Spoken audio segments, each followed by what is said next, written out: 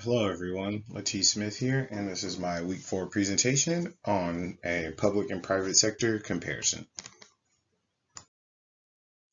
For this presentation, I will be going over youth sports departments that have the same mission of providing leisure services to the community.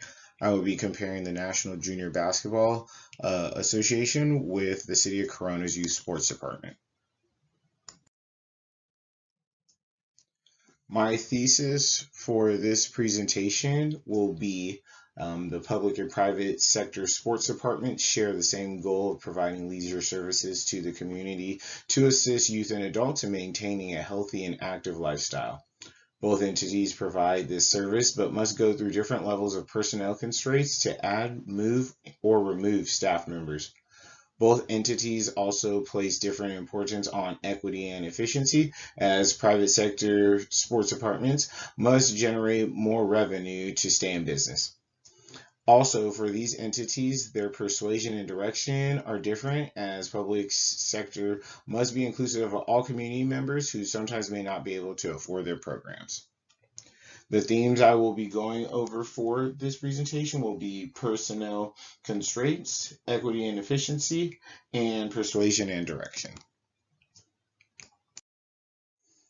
The first theme I will be going over will be personnel constraints. According to Max Weber, and in the public sector, there are formal structures of hierarchy, and customers, employers, and employees should see no differences in how they're treated or as well as their influences. There's also prerequisites to obtain these positions, such as education or prior experience. And within a sports department, you'll probably have either a recreation degree or even project management or league management, so that way you can oversee the programs. Within the private sector, there's pretty much only one person in control, and they sometimes do provide special treatment a bit more to their stakeholders. According to Merton, there's a hierarchy of statuses that dictates roles and rules for the organization, and this protects subordinates from arbitrary actions such as being terminated by their employer.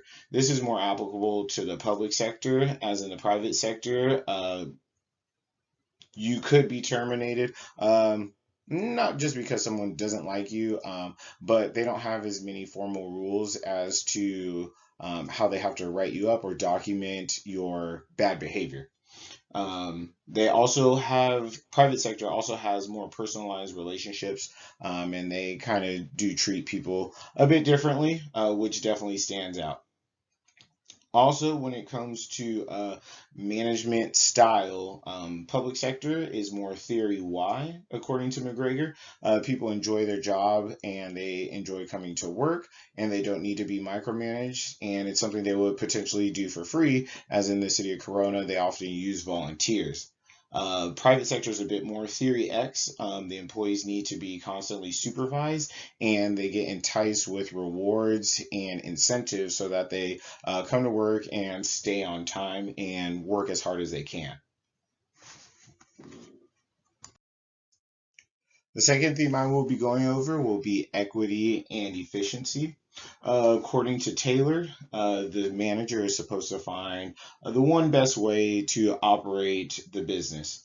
In the private sector, which would be the National Junior Basketball Association, they often provide an initiative and incentives for initiatives for customers and employees, such as bonuses to the employees for hitting a timely mark or increased workload, as well as customers, if they register earlier, aka give them money sooner, they get a discount.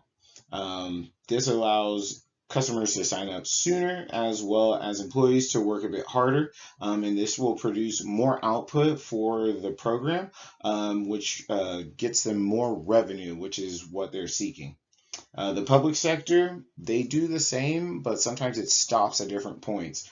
It's operationalized, and then it stops at the last person who kind of took a look into it, and they end up being in a system that is stuck to how things were and not really the most efficient and up to date with technology. which decreases their efficiency. The final theme I will be going over is persuasion and direction. According to Henri Fail, there should routinely be one voice and one direction. In the public sector, you kind of get many voices. When working with the public, you have to abide by the public as well as outside stakeholders, as well as internal teams and departments within your company. Um, There's also an initiative component that employees get to take, and they can be a little more hands-on in deciding how they want to operate and choose to recruit their clientele. In the private sector, there's more of a one voice of authority, and things must be systematic so that way the supervisor or the owner knows how each job or duty is being done. According to Follett, it should be a collaborative effort and a working with instead of for. And in the public sector, there's got to be a lot of collaboration, as working with outside vendors is going to be key to keeping prices low, as well as there's going to be pushback from the community just because you can't appease everyone. In the private sector, they can be more selective in who they collaborate with, as they must or they could end up losing their business from an outside source. There's also no contradiction in pushback of when they offer events or to who they offer it to, as they get to make those decisions. This concludes my presentation, and thank you all for listening.